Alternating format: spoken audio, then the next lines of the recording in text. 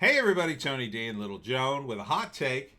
Um, just watched Tim Pool's latest punditry on why Bill DeBlasio and the Democrats are destroying New York. And his theory is that it's a real estate scam. They're trying to drive down the prices of the real estate in order to buy it back up. Because DeBlasio's plan is to build all kinds of homeless shelters out of these ostensibly cheap real estate. Cheap for New York. Oh, where the hell is it? I thought I had it. Okay.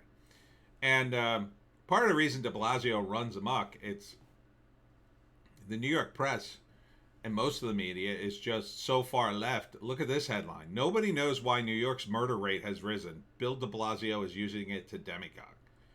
Are you insane? Nobody knows why New York's murder rate has risen. I think I know. I think it has to do with the cutbacks on the cops. They took 600 cops off the streets. There have been massive riots, and de Blasio's a maniac who won't let the police do their job. I think that's the reason. What an incredible headline! I just had to show you that. And then they accused de Blasio of demagoguing. Well, yeah, that's true. But there's no surprise because, look, he was born Warren Wilhelm Jr. He is richer than rich, whiter than white. All right? And if you look at some of his early career and early life, he did not grow up in New York City. He grew up in Norwalk, Connecticut. And he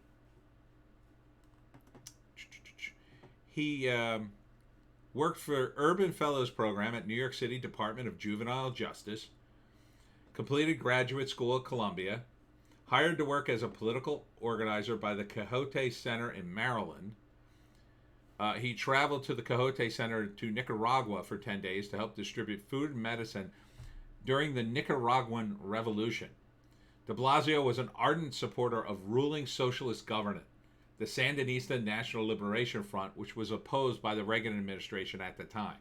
After returning from Nicaragua, de Blasio moved to New York City, where he worked for a nonprofit organization improving healthcare in Central America. He continued to support the Sandinistas in his spare time and joined a group called the Nicaraguan Solidarity Network of Greater New York, which held meetings and fundraisers for the Sandinista political party. I mean, he's out of his mind, in my view. De Blasio's introduction to city politics came in 1989 when he worked as a volunteer coordinator for David Dinkins' mayoral campaign. Oh, there's a terrible mayor. Following the campaign, de Blasio was an aide in City Hall. In 1990, he described himself as an advocate for democratic socialism when asked about his goals for society. This guy's a socialist. U.S. Representative Charles Rangel tapped de Blasio to be his campaign manager for his successful 1994 re-election bid. In 1997, he was appointed to serve regional director for the United States Department of Housing and Urban Development. I mean, for New York and New Jersey under the administration of Bill Clinton. As the tri-state region's highest-ranking HUD official, de Blasio had led a small executive staff that took part in outreach to residents of substandard housing. In 1999, he was elected to be a school board member for Brooklyn School District 15. The following year, he served as campaign manager for Hillary Clinton's successful United States bid. So he's in deep with the Democrats, and he's very much a socialist. Then he was on New York City Council, New York City Public Advocate. He's all about affordable housing. As a public advocate, de Blasio repeatedly criticized Bloomberg's educational policies. He called for Kathy Black, Bloomberg's nominee for New York City's chancellor, to take part in public forums and criticized her for sending her own children to private schools. Excuse me. Let me get a sip of this.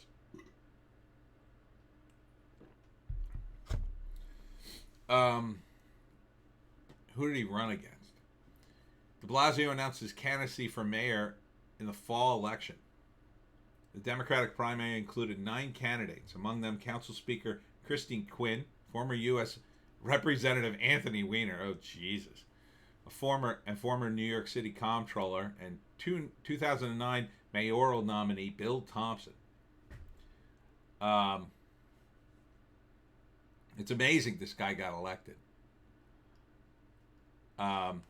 Despite his poor starting position, de Blasio gained endorsements of major Democratic clubs. Yeah, because he's one of their servants.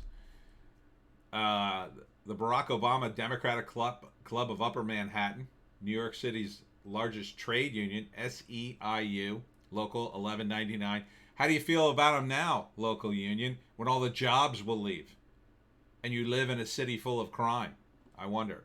Celebrities such as Alec Baldwin and Sarah Jessica Parker endorsed him. Well, there you go, Alec Baldwin. Good luck. Good luck with getting him to live in this city. I bet he leaves. I guarantee you he leaves. With all this crime and whatnot. I bet he leaves. I did. That's my prediction. Prominent politicians like former Vermont Governor Howard Dean, U.S. Congresswoman Yvette Clarke, singer Harry Belafonte, and actress Susan Sarandon had endorsed de Blasio. Of course. These guys are all pretty socialist in my view.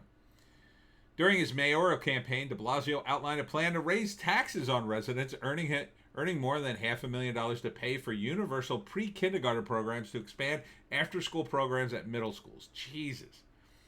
You hate rich people, and they're leaving. They're leaving now.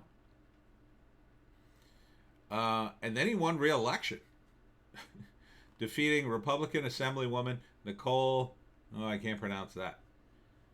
Crushed her, 65 to 27%.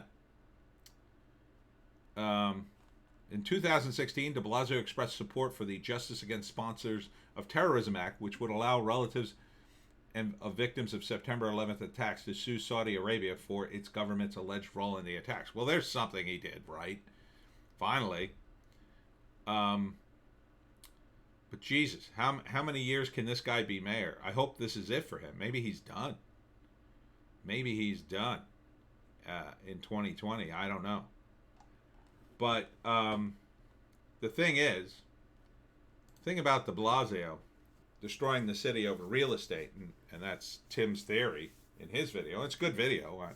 I think it's not, I don't think it's totally off the mark, but I think there may be another interesting wrinkle. I think it's about destroying the property values of Trump's real estate holdings. Because first off, you got the Trump International Hotel and Tower in New York. That's in Central Park, and they got the Black Lives Matter painted out there. Or no, wait, that's Trump Tower. The hotel and tower, I guess they're the same. Are they the same? I'm not too familiar with New York. They're pretty close to one another. But he also owns other buildings. This is Trump's holdings in Manhattan. It's the Upper East Side condo. Because remember, all the places where de Blasio is doing this are upper end places. This is an upper end condo. It once housed Nautica founder David Chu and chief chef and restaurateur David Boland, whose eponymous dining establishment still occupies the first floor. It was way earlier. The building was home to the historic Mayflower Hotel. You got Trump Palace. Oh, I never heard of that one. It's on 69th Street. It's the tallest building in the Upper East Side. Trump Park Avenue. Very fancy. Some of New York's priciest rentals and condos, the Upper East Side building. Former homes of celebrities like Alex Rodriguez. This building contains some pretty absurd apartments. Trump Place. They're all Trump names. I love it. Not to be mistaken with its royal cousin on the east side, Trump Place, a.k.a. Riverside South, is perhaps more palatial than any of Trump's other properties in New York. The condo developed spans more than 10 blocks. Wow, it's big. Trump Park occupies the site of former Barbizon Plaza Hotel. And it's been all modernized. Trump Park East.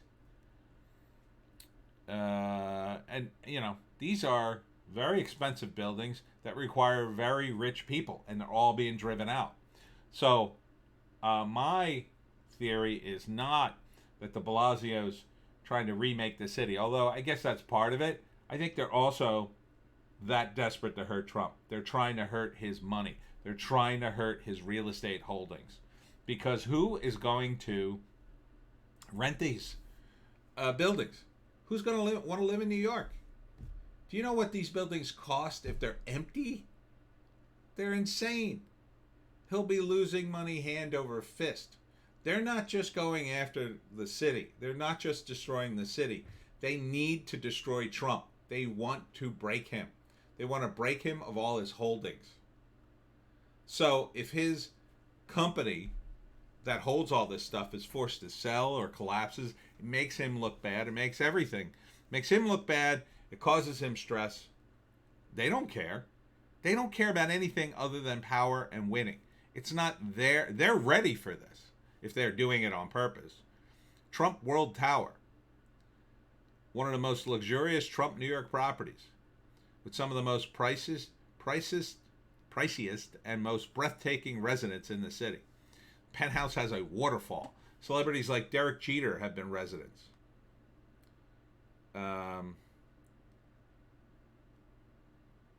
It's, these are all rich people's places, or near rich. Trump Plaza. Trump no longer owns this apartment tower, although he still owns 2 condos in the building, but it still holds his name.